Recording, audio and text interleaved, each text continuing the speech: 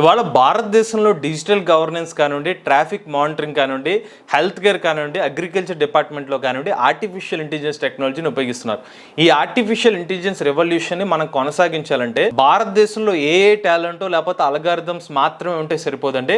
Artificial intelligence కావాల్సిన infrastructure కూడా అవసరం. అందుకే ఇప్పుడు భారతదేశంలో మొట్టమొదటి ఏ డేటా సెంటర్ని అయితే ఏర్పాటు చేశారు, మరి ఏ డేటా సెంటర్ని ఎక్కడ ఏర్పాటు చేశారు, దీని కెపాసిటీ అంతా, దీనివల్ల ఉపయోగం అంటే పూర్తి సమాచారం ఈరోజు మన ఏ తెలుగు ఛానల్ తెలుసుకుందాం. నమస్తే, నేను మీ కృష్ణ చైతన్య మండీలో, మీరు చూస్తున్నారు ఏ తెలుగు. మన A Telugu beginner course 11th batch June 9వ తారీఖున స్టార్ట్ అవుతుంది. మన ఏ తెలుగు కోర్సులో ప్రతి వారం డౌట్ సెషన్స్ తో పాటుగా రికార్డింగ్ క్లాస్ కూడా ఆఫర్ చేస్తున్నాం. ఇంట్రెస్ట్ ఉంటే మన ఏ తెలుగు కోర్సులో జాయిన్ అవుదాం అనుకుంటే స్క్రీన్ పై కనిపించే నెంబర్కి వాట్సాప్ చేయండి. We're taking only limited seats, so late చేయకుండా రిజిస్టర్ చేసుకోండి. ఫస్ట్ మనకి ఏ అప్లికేషన్స్ ఏమైనా తీసుకోండి, అది చాట్ బోర్డ్స్ కానివ్వండి, లేకపోతే టెక్స్ట్ ఇమేజ్ కానివ్వండి, టెక్స్ట్ వీడియో టూల్స్ ఏమైనా తీసుకోండి. ఇవి డేటా హంగ్రీ టూల్స్ అనమాట. వీటికి డేటా ఎక్కువ అవసరం. ఎప్పుడైతే డేటా ఎక్కువ అవసరం, దానివల్ల మనకి కంప్యూటింగ్ రీసోర్సెస్ ఎక్కువ అవసరం అవుతాయి అనమాట. కంప్యూటింగ్ రీసోర్సెస్ ఎక్కువ పెరిగినాయి అంటే దానివల్ల పవర్ కన్సంప్షన్ కూడా ఎక్కువ ఉంటుంది. సో ఇది గుర్తుపెట్టుకోండి. మరి ఎగ్జిస్టింగ్గా భారతదేశంలో డేటా సెంటర్స్ లేవా అంటే డేటా సెంటర్స్ ఉన్నాయి, కానీ ఇవి ఏఐ స్పెసిఫిక్ డేటా సెంటర్స్ కాదు. ఉదాహరణకి వెబ్ హోస్టింగ్కో లేకపోతే ఎంటర్ప్రైజింగ్ సంబంధించిన స్టోరేజ్ కోసం ఏర్పాటు చేసిన డేటా సెంటర్స్.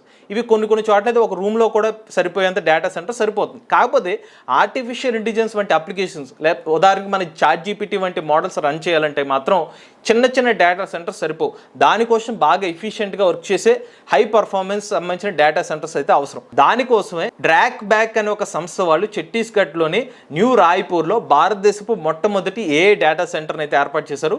ఇది 13.5 ఎకరాల విస్తీర్ణంలో అయితే ఈ డేటా సెంటర్ని అయితే ఏర్పాటు చేశారు. ఈ డేటా సెంటర్లో 80 మెగావాట్ల పవర్ కెపాసిటీని అయితే ఆఫర్ చేస్తున్నారు. దీన్ని ఎక్స్పాండ్ చేసుకోవచ్చు, 160 మెగావాట్ల వరకు కూడా ఎక్స్పాండ్ చేసుకోవచ్చు. మరి మీకు డౌట్ ఉండొచ్చు, ఎందుకు ఇంత పవర్ అవసరం అంటే దాని గురించి కూడా మీకు డీటెయిల్గా లాస్ట్లో చెప్తాను, ఇది గుర్తుపెట్టుకోండి.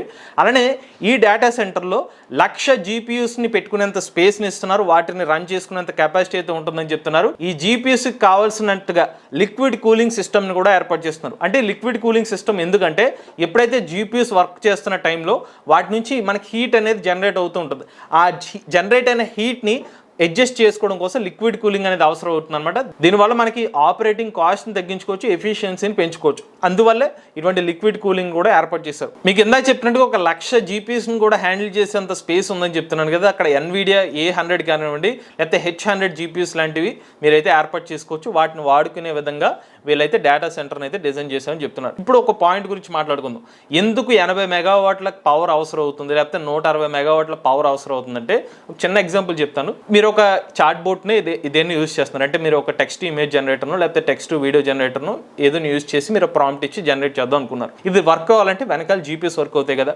ఈ జీపీఎస్ దగ్గర నోట్స్ అనేవి ఉంటాయి అనమాట. ఈ నోట్స్కి మళ్ళీ సబ్ నోట్స్ ఉంటాయి. ఒక చిన్న నోడ్ వర్క్ అవ్వడం కోసం అంటే ఆ నోట్స్ నుంచి డేటా అది మొత్తం ప్రాసెస్ అవ్వడం కోసం కొంచెం ఎనర్జీ తీసుకుంటుంది కదా.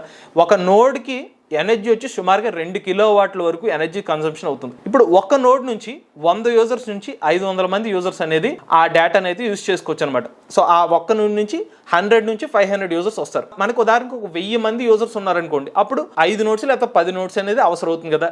సో 2 కిలోవాట్ల నుంచి మనకి 5 నోట్స్ 10 నోట్స్ క్యాలిక్యులేట్ చేస్తే మనకి సుమారుగా 10 కిలోవాట్లు లేదా 20 కిలోవాట్లు కేవలం ఒక గంట సేపు ఒక చిన్న అప్లికేషన్ రన్ చేయడానికి పవర్ కన్సంప్షన్ అవుతుంది. ఇది నేను చెప్పింది కేవలం ఒక 1000 మంది యూజర్స్ని దృష్టిలో పెట్టుకుని చెప్పిన ఒక క్యాలిక్యులేషన్ మాత్రమే.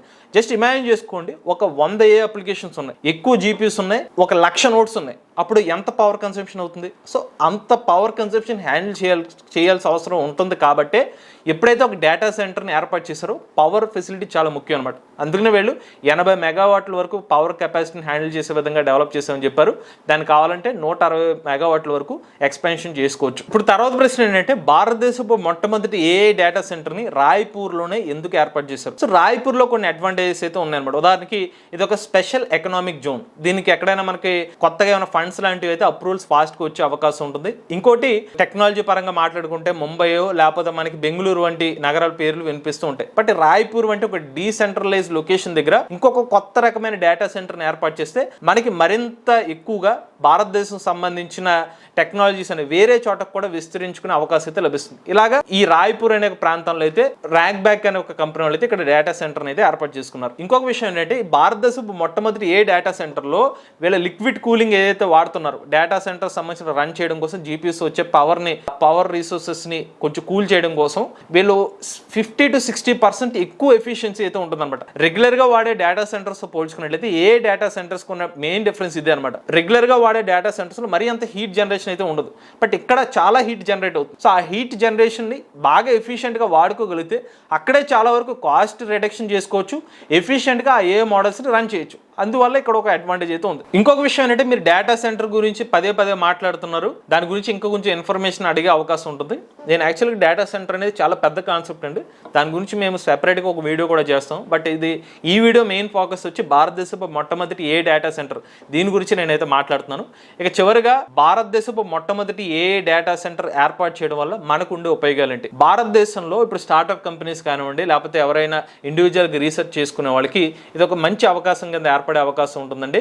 భారతదేశంలో సొంత ఎల్ఎల్ఎంస్, ఉదాహరణకి సర్వం ఏఏ వాళ్ళు తాజాగా భారతదేశం మొట్టమొదటి ఎల్ఎల్ఎం డెవలప్ చేశారు. దానికి కావాల్సిన ఇన్ఫ్రాస్ట్రక్చర్ ఇప్పుడు భారతదేశంలో ఉంటుంది. ఒకవేళ మన దగ్గర ఈ ఏ డేటా సెంటర్స్ లేవనుకోండి, మనం వేరే వాళ్ళ మీద డిపెండ్ అవ్వాలి, క్లౌడ్ స్టోరేజ్ మీద డిపెండ్ అవ్వాల్సి వస్తుంది. అంటే వాళ్ళు ఎంత కాస్ట్ చెప్తే అంత కాస్ట్ మనం పెట్టుబడి పెట్టి మన ఏ మోడల్స్ రన్ చేసుకోవాల్సిన పరిస్థితి. ఇప్పుడు మన భారతదేశంలో కూడా ఒక అతిపెద్ద డేటా సెంటర్ని ఏర్పాటు చేసుకున్నారు కాబట్టి ఇక్కడ మనకి ఆ ఇబ్బందులు తగ్గే అవకాశం ఉంటుంది. కొత్తగా వచ్చే వాళ్ళకి మన భారతదేశ స్టార్టప్స్ కానివ్వండి, ఎవరైతే రీసెర్చర్స్ చేస్తారో ఒక అడిషనల్ అడ్వాంటేజ్గా మారుతుంది అనమాట.